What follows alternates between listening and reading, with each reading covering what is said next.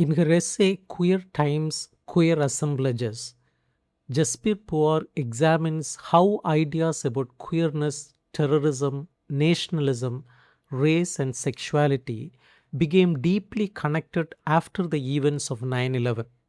The essay argues that the war on terror is not only political or military, but also cultural and emotional.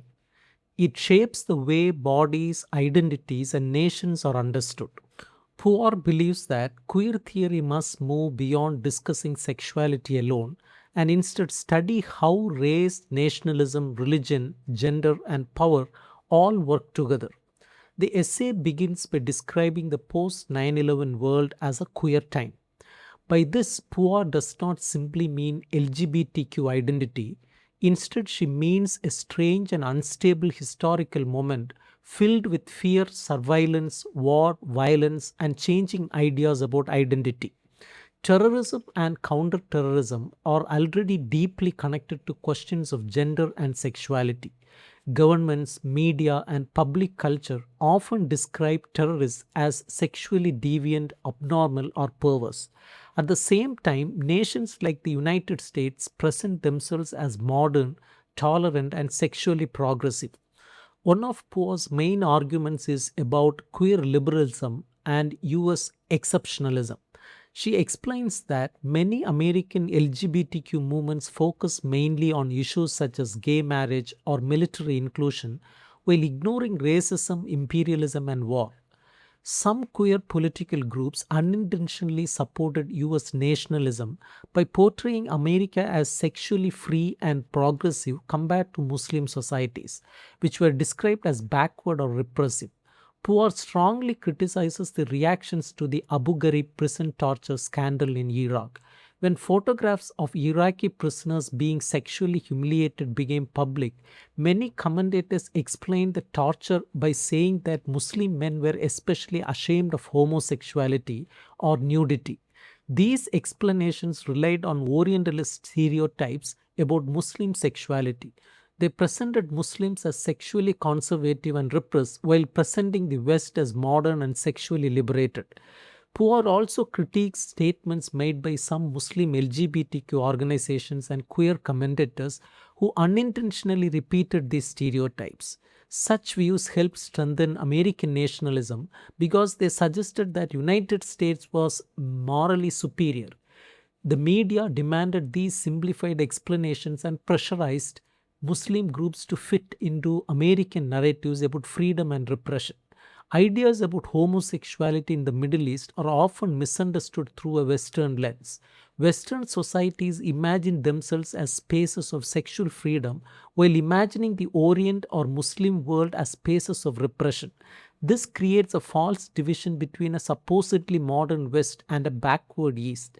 She uses ideas from Michel Foucault and Syed to show how the West historically constructed the East as sexually different.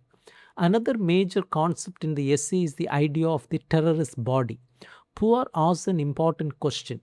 Instead of asking what is queer about queer people, what is queer about the terrorist? Terrorists are often portrayed as abnormal, dangerous, sexually deviant, or physically monstrous. Media and political discourse connect terrorism with ideas of failed masculinity, disease, madness, and perversion. To explain this, Puar moves from the idea of intersectionality to the idea of assemblage. Intersectionality studies how categories like race, class, gender, sexuality, and nationality intersect. While Puar values this method, she argues that it still treats identity categories as stable and separate. She prefers the idea of assemblage influenced by Deleuze. Assemblage describes bodies, emotions, identities, objects, and forces as fluid and interconnected rather than fixed. Assemblages focus on movement, feeling, sensation, and becoming rather than fixed identity. This helps explain how modern power works through fear, surveillance, affect, and emotional control. Assemblages also challenge the simple division between us and them in the war on terror. Poa then discusses the figure of the suicide bomber using the idea of Membe and his theory of necropolitics. Necropolitics describes how modern states control life and death.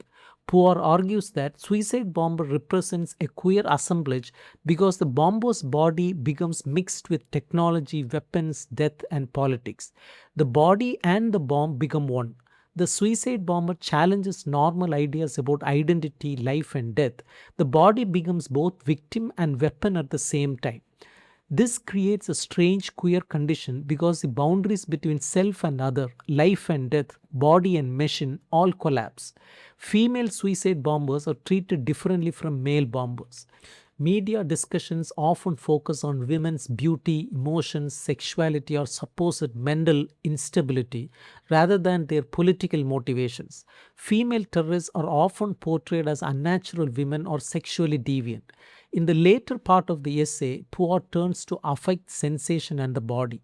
She discusses how certain racialized bodies, especially Sikh Muslim bodies, became linked with terrorism after 9/11.